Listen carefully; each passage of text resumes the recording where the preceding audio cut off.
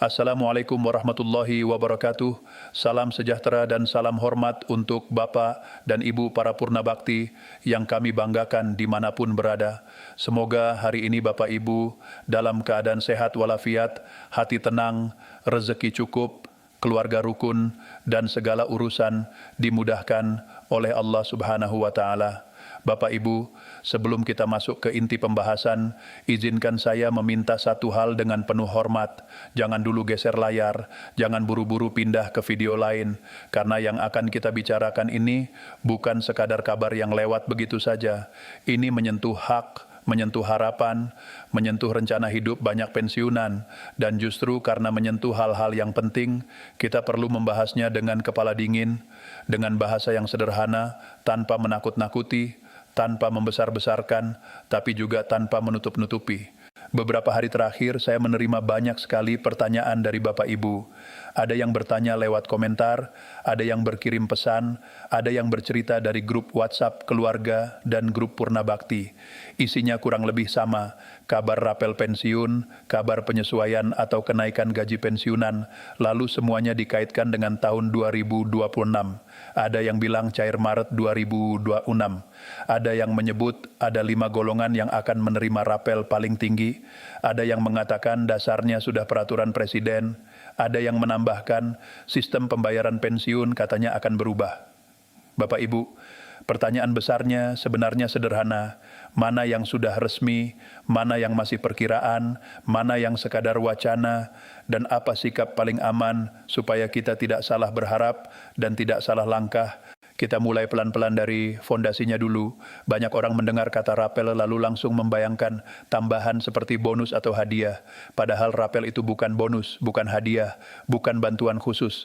Rapel itu pembayaran selisih. Selisih antara hak yang seharusnya diterima dengan jumlah yang sudah terlanjur dibayarkan. Contohnya begini Bapak Ibu, misalnya ada kebijakan penyesuaian gaji pensiunan yang ditetapkan berlaku sejak Januari. Namun karena urusan administrasi, pembaruan data, penyesuaian sistem, dan proses teknis lainnya membutuhkan waktu, maka nominal baru bisa masuk dalam sistem pembayaran di bulan berikutnya, misalnya Maret. Nah, ketika Maret mulai dibayar dengan nominal baru, selisih untuk Januari dan Februari yang belum terbayar itulah yang disebut rapel. Jadi rapel bukan uang tambahan di luar hak, melainkan hak yang tertunda. Karena rapel adalah selisih, maka rapel hanya akan ada kalau memang ada kebijakan penyesuaian yang berlaku mundur atau ada keterlambatan penerapan secara teknis. Kalau kebijakan mulai berlaku dan langsung diterapkan tanpa jeda, biasanya rapel tidak muncul.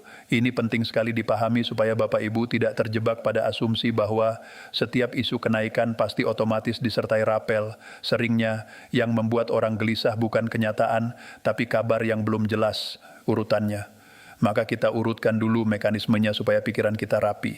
Sekarang masuk ke pertanyaan yang ramai. Kenapa isu ini banyak dikaitkan dengan tahun 2026? Karena di ruang publik beredar narasi bahwa akan ada penyesuaian gaji pensiunan yang dampaknya terasa di tahun berikutnya, atau proses penetapannya membuat banyak orang memperkirakan realisasinya jatuh di 2026. Lalu muncul perkiraan waktu pencairan, muncul hitung-hitungan persentase, muncul daftar golongan yang disebut-sebut paling besar. Bapak Ibu, pada titik ini kita perlu berhenti sejenak dan membedakan 3 tahapan dalam kebijakan negara. Pertama, tahap pembahasan atau wacana. Kedua, tahap regulasi resmi.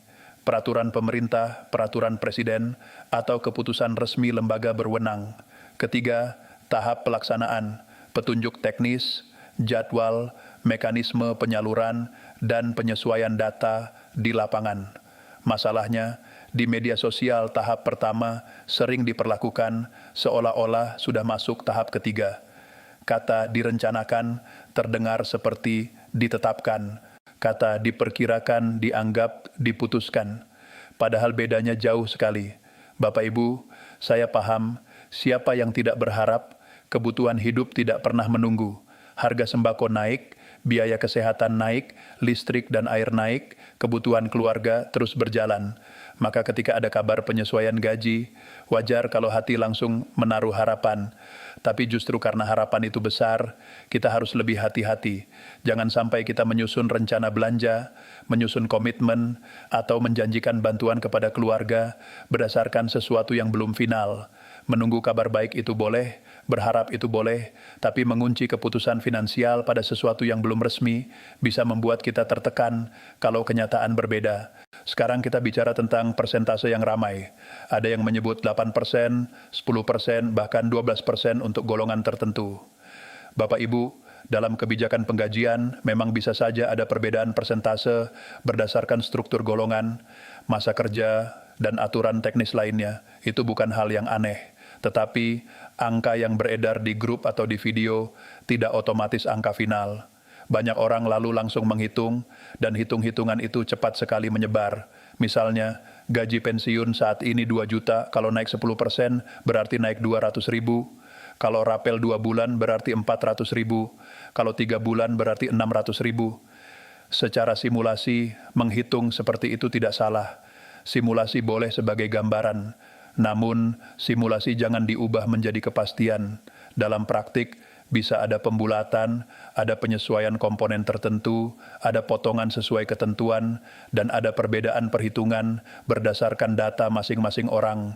Kadang angka real bisa berbeda dari hitungan kasar, bukan karena haknya hilang, tapi karena mekanismenya memang punya rincian.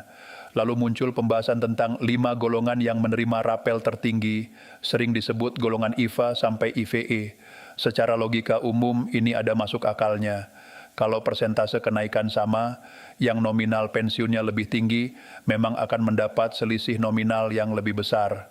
Kalau 2 juta naik 10% berarti 200 ribu, sementara 4 juta naik 10% berarti 400 ribu.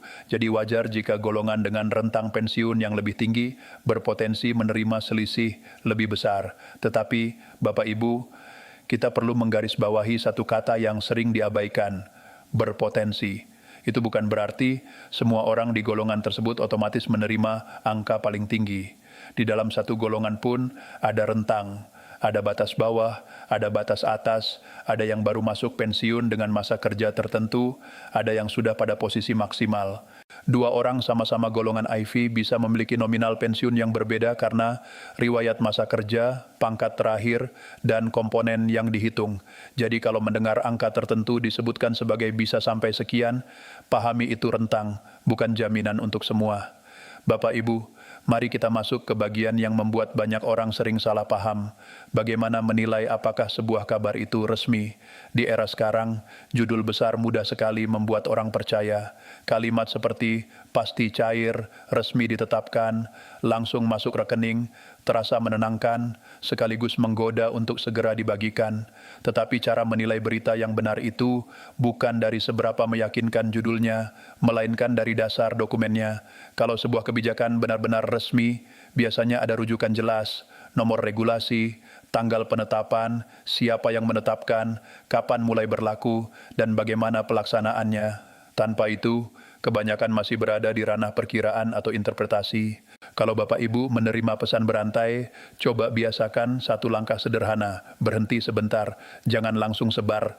Tanya dalam hati, ini sumbernya siapa, ada dokumen apa, ada rujukan nomor aturan, ada pernyataan resmi dari pihak berwenang, karena sering sekali isi pesannya panjang dan terdengar formal, tetapi ujung-ujungnya menggunakan kata-kata seperti diperkirakan, kemungkinan, menunggu, jika. Kata-kata seperti itu menandakan belum final. Bukan berarti bohong, tetapi berarti belum selesai. Dan perbedaan antara belum selesai dan sudah selesai itu bisa menentukan keputusan kita. Sekarang mengenai waktu yang sering disebut, misalnya Maret 2026. Kenapa banyak yang mengarah ke bulan itu? Biasanya karena orang menggunakan pola. Kebijakan sering berlaku awal tahun, sementara proses administrasi membutuhkan jeda, sehingga bulan ketiga dianggap momen rapel dibayar. Pola ini memang pernah terjadi pada beberapa kebijakan di masa lalu. Namun Bapak Ibu, pola masa lalu tidak otomatis menjadi kepastian masa depan. Setiap tahun situasinya bisa berbeda. Kondisi fiskal, kesiapan anggaran, prioritas belanja, dan kesiapan sistem. Maka kita boleh menjadikan pola sebagai bahan memahami kemungkinan, tetapi jangan menjadikannya janji. Sekarang saya ingin mengajak Bapak Ibu berpikir lebih sistematis tentang apa yang sebaiknya dilakukan sambil menunggu. Ada dua hal besar yang perlu dijaga. Pertama, ketenangan pikiran. Kedua, keamanan data dan keputusan finansial. Ketenangan itu penting karena di tengah derasnya informasi, yang paling mahal adalah hati yang tenang. Jangan sampai setiap hari kita terseret arus kabar yang belum jelas, lalu tubuh ikut lelah, tidur terganggu, dan pikiran penuh kecemasan. Yang kedua, keamanan data. Ini yang saya minta Bapak Ibu benar-benar waspadai. Setiap kali isu rapel atau kenaikan ramai, biasanya muncul orang-orang tidak bertanggung jawab yang memanfaatkan situasi. Modusnya bermacam-macam, mengaku dari lembaga pengelola pensiun, mengaku dari bank, mengaku dari instansi tertentu, lalu meminta pendataan ulang, meminta foto KTP, meminta nomor rekening, meminta kode OTP, bahkan meminta transfer biaya administrasi. Bapak Ibu, ini harus tegas, instansi resmi tidak pernah meminta OTP, tidak pernah meminta PIN, tidak pernah meminta biaya agar rapel cair. OTP itu kunci rahasia untuk transaksi, PIN itu kunci pribadi. Kalau ada yang meminta lewat telepon atau chat, hampir pasti itu penipuan. Mereka biasanya menekan dengan kalimat seperti hari ini terakhir, kalau tidak verifikasi dana hangus, segera klik tautan ini. Tekanan waktu itu taktik. Tujuannya supaya korban panik dan tidak sempat berpikir. Tolong Bapak Ibu, kalau menerima pesan seperti itu, jangan dituruti. Lebih baik kita telat menerima kabar daripada kehilangan uang yang sudah susah payah dijaga. Bapak Ibu, ada pula isu tentang perubahan sistem pembayaran pensiun. Katanya akan ada pembaruan, pengelolaan lebih terpusat, atau alur tertentu berubah. Dalam kebijakan publik, perubahan sistem bukan hal mustahil. Reformasi bisa dilakukan untuk efisiensi, transparansi, atau penyesuaian aturan. Namun perubahan yang menyangkut jutaan pensiunan tidak mungkin dilakukan mendadak tanpa sosialisasi. Kalau memang ada perubahan mekanisme, pasti ada pengumuman resmi, ada penjelasan bertahap, ada masa transisi. Yang perlu diwaspadai justru orang yang memanfaatkan isu perubahan sistem untuk membuat alasan meminta data pribadi. Jadi sikapnya sederhana, kalau memang ada perubahan, tunggu pemberitahuan resmi, bukan dari akun anonim atau pesan berantai. Sekarang kembali ke pertanyaan yang paling sering ditanyakan. Apakah rapel pasti cair Maret 2026? Bapak Ibu, jawaban yang paling jujur dan paling aman adalah sampai ada regulasi resmi yang menetapkan besaran dan jadwal, tidak ada kata pasti. Yang ada adalah kemungkinan, yang ada adalah prediksi, yang ada adalah asumsi berdasarkan pola. Kalau nanti benar cair pada bulan itu, alhamdulillah, itu kabar baik. Kalau ternyata berbeda, kita tidak kaget dan tidak kecewa berlebihan, karena sejak awal kita menempatkan informasi pada posisinya, belum final. Mengelola ekspektasi itu penting. Seringkali kekecewaan bukan muncul karena hasilnya kecil, tetapi karena harapannya terlalu tinggi sejak awal. Lalu bagaimana cara Bapak Ibu menghitung kalau nanti keputusan resminya sudah keluar? Saya ajak memakai cara yang sederhana dan rapi. Pertama, lihat nominal pensiun lama yang biasa diterima. Kedua, lihat nominal pensiun baru sesuai ketentuan resmi. Ketiga, hitung selisih per bulan. Keempat, kalikan dengan jumlah bulan yang dirapel jika memang ada rapel. Kelima, perhatikan potongan atau penyesuaian yang memang diatur. Dengan langkah ini, Bapak Ibu bisa menghitung sendiri secara rasional. Tidak perlu bergantung pada hitungan orang lain, tidak perlu menebak-nebak, dan tidak perlu terbawa angka yang beredar tanpa dasar. Bapak Ibu, saya juga ingin menyampaikan hal yang sering membuat bingung. Perbedaan istilah rapel, THR, dan gaji ke-13. Rapel adalah pembayaran selisih karena penyesuaian yang berlaku mundur atau terlambat diterapkan. THR adalah tunjangan hari raya dengan dasar kebijakan tersendiri dan biasanya cair menjelang hari raya. Gaji ke-13 adalah tambahan penghasilan yang juga punya aturan dan jadwal tersendiri, sering dikaitkan dengan tahun ajaran atau kebijakan tertentu. Ketiganya berbeda, mekanismenya berbeda, dan dasar hukumnya pun berbeda. Jangan sampai mendengar kata rapel lalu mengira itu THR, atau mendengar penyesuaian lalu mengira otomatis gaji ke-13 berubah. Memahami istilah ini membantu kita tidak mudah terombang-ambing. Sekarang kita masuk ke sisi yang lebih praktis. yaitu strategi keuangan sambil menunggu kepastian. Bapak Ibu, prinsip paling aman adalah prinsip konservatif. Anggap belum ada tambahan sampai benar-benar ada pengumuman resmi. Ini bukan pesimis. Ini justru cara paling sehat, supaya kita tidak menggantungkan rencana besar pada sesuatu yang belum pasti. Kalau nanti rapel atau penyesuaian benar-benar datang, itu menjadi ruang napas tambahan yang bisa kita gunakan dengan perencanaan. Dan kalau belum datang, hidup kita tetap berjalan karena kita tidak membuat lubang baru dari janji yang belum tentu. Dalam kondisi seperti ini, saya biasanya menyarankan satu pendekatan sederhana. Pisahkan kebutuhan dan keinginan. Kalau nanti ada tambahan, dahulukan kebutuhan pokok, kesehatan, kewajiban penting, dan cadangan darurat. Jangan semua habis sekaligus. Karena uang yang datang sekaligus, sering habis sekaligus kalau tidak dibuatkan rencana. Lalu hindari membuat komitmen finansial besar berdasarkan kabar yang belum jelas. Misalnya berutang karena merasa nanti rapel menutup. Jangan, Bapak Ibu. Utang itu nyata, sementara kabar yang belum resmi itu masih angin. Kita ingin hidup tenang, bukan hidup menambah beban. Bapak Ibu, ada pertanyaan lain yang sering muncul. Kalau nanti cair, apakah semua bank cair bersamaan? Dalam praktik penyaluran, bisa saja mayoritas cair di hari yang sama, tetapi jamnya bisa berbeda, bahkan bisa ada perbedaan satu hari, tergantung mekanisme, sistem antar bank dan proses administrasi. Jadi kalau mendengar tetangga sudah masuk tapi rekening kita belum, jangan langsung panik. Tunggu informasi resmi, cek secara berkala dengan tenang, dan kalau ada kanal layanan resmi, gunakan sesuai prosedur. Jangan jadikan perbandingan di grup sebagai sumber kepastian, karena pengalaman setiap orang bisa berbeda. Sekarang saya ingin mengajak Bapak Ibu melihat gambaran yang lebih luas.